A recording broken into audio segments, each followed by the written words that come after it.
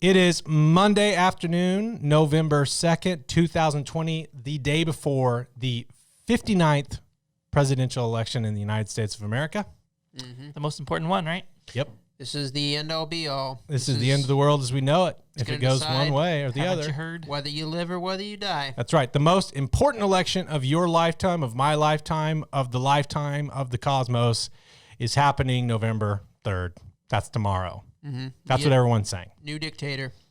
Yep. Or old. We've had 4 years of making America great again, and Donald Trump is running to make America great again for 4 more years against Sleepy Joe Biden, who is the vice president under Barack Obama, and he is running to, I don't know, restore what I don't know what his thing is. What's his slogan? To be happy again. Yeah. But people are really freaked out about Joe Biden, conservatives, of course, and maybe they have good reason. Yeah, so let's talk about abortion and what we need to do if Joe Biden wins, because he's talking about abortion, right? He's talking about making Roe v. Wade a federal law, like taking the language of the opinion, turning it into, like, codifying it into a law, having Congress pass it, and Joe Biden sign it. Getting rid of the Hyde Amendment. Yeah. Getting rid of the Hyde Amendment. He's talking about, well, he isn't talking about, he's specifically not talking about packing the courts. He's not talking about abortion or packing the courts. They're staying away from it, but so are the conservatives. Everyone's staying away from abortion. It's like a nice surprise. You get to figure that out after you elect him. To quote Trump, Roe v. Wade's not on the ballot, but there's a lot of fear and worry because the Supreme Court has shifted under Donald Trump. And, of course, President Joe Biden would apparently pack the court, whether he's saying it or not. Right. So the rest of the Democrats are kind of speaking where Joe Biden is being silent. AOC has tweeted, pack the courts. There was a Democratic senator from, I believe it was New Hampshire, who said pack the courts. Yeah. So the momentum really is going that direction if they win. And so, they're going to expand the court and pack it with judicial activists. They're going to codify Roe. They're going to get rid of Hyde. They're going to do all these things, right? Yep. Really, really evil stuff. And so, like, make it impossible to overturn Roe v. Wade. Right. So let's talk about what to do if Joe Biden wins, if these things happen. But real quick, Joe Biden has said that he does have plans to make Roe v. Wade the law of the land. Which would seem to imply something. That Roe v. Wade isn't the law of the land currently. Court's opinions aren't law, maybe. Yeah, like Greg Treat told me that Roe v. Wade was the law of the land, but Joe Biden says if I get elected, I'm going to make Roe v. Wade the law of the land. So in all this convoluted mess, I do think we should say that most people who are voting for Trump against Biden aren't doing it because they think Trump's some kind of great anti-abortion hero. But they do think that Biden is some kind of pro-abortion villain, or they remove Trump and Biden entirely and say the platform of the Democratic Party is radical, pro-abortion, and if we get the 59th or the 60th president of the United States of America is a Democrat, we can just say goodbye to ending abortion ever in America. Yeah. Well, let's say Biden wins and everything that everyone's fearing about what the left will do to abortion. What do we do in that case? Well, the answer is the same thing that we should have been doing every year prior to this. What's that? Abolish abortion. Defy tyrants. Defy tyrants. Uphold the actual Constitution of the United States, the right to life, liberty, the pursuit of happiness, embrace the principles of the Declaration of Independence. Provide the equal protection of the law to all people. Like the 10th Amendment of the Constitution said that, when the states have to nullify unjust federal laws, there's a way forward to uphold the Constitution in the instance that, the federal government deprives these rights. Right. Mm-hmm. And so this is extremely important for people to understand for a lot of reasons. But again, if Joe Biden wins, there is no path forward through the federal government, right? They're gonna pack the courts. They're gonna make Roe federal law. There's no path forward through the federal government. We must stand up at the state level. Now, we've been doing this for a number of years. We've got a bill in Oklahoma. We got a bill Texas, Indiana, Washington, Alaska, Missouri. A whole bunch of states have bills to completely and totally abolish abortion. That's what we need to do. Yeah. There's historical precedent for it, right? So we've got the abolitionists who nullified the Fugitive Slave Act in Wisconsin, in New York, in Vermont, Massachusetts. Yeah. And then even beyond that, the true nullifiers in the North. In the North, because slavery was approved by the federal government, the federal courts, and so they said, we don't really agree with the Federal Fugitive Slave Act or the slave clause in the Constitution. or your rulings in favor of it. We're going to help slaves anyway. Mm-hmm. Yep. That was what gave birth to the Republican Party. So Republicans need to actually get back, regardless of what happens. Republicans need to get back to that sort of the base, the foundation of their party. And in a state like Oklahoma, Biden becomes president. You say, here's the deal. Biden's president.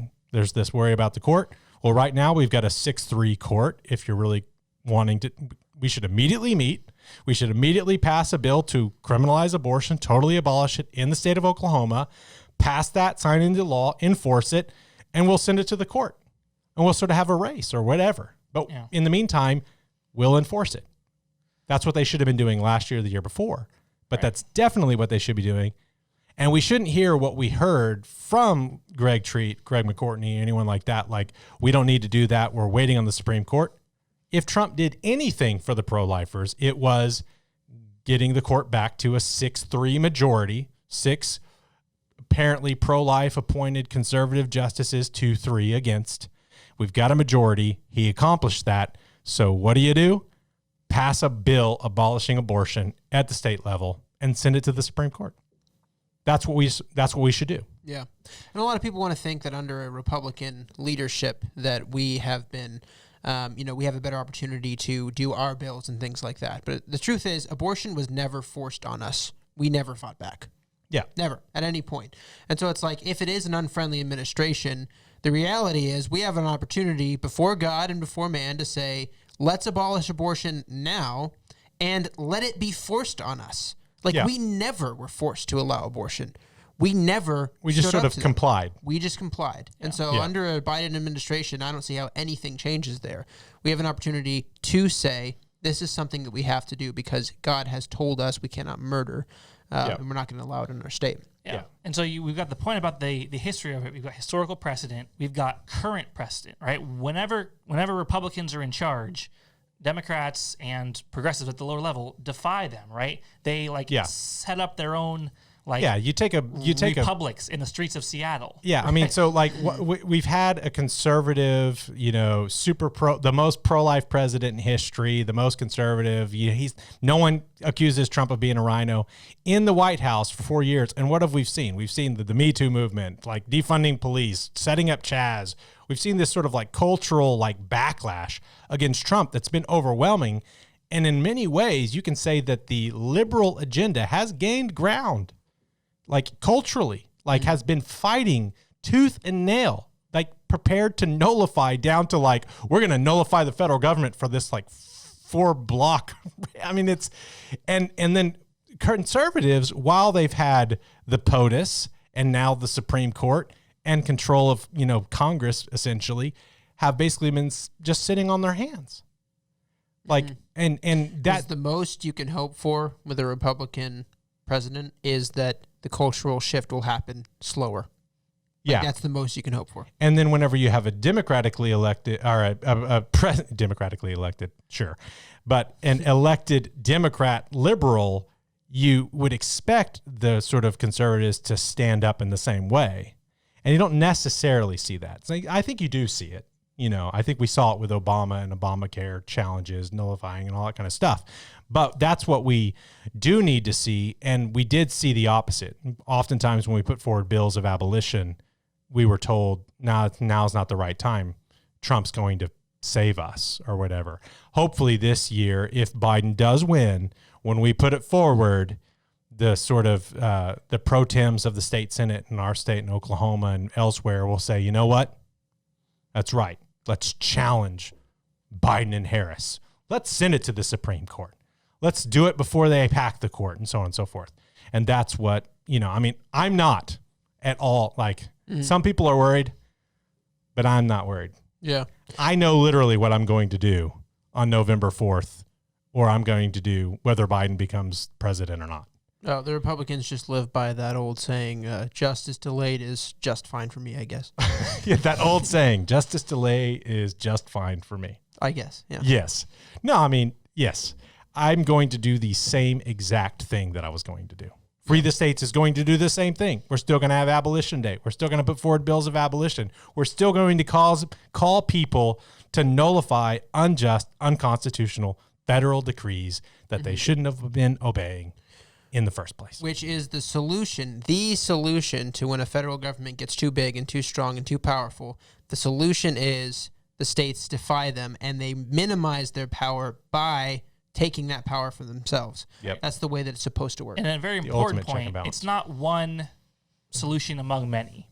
When a higher up authority says you must allow mass murder, there's only one appropriate response. There's not like, well, I'll compromise with you in the meantime and then we'll try some roundabout thing for, 3 decades, 4 decades, 5 decades from now. No, there's one appropriate solution. Say no, defy them, uphold justice. Is the only solution. And that does not, the right thing to do does not change based on if Biden wins, Trump wins, no matter what. The right thing to do is uphold justice, no matter who wins tomorrow. Righteous resistance to evil authority is obedience to God.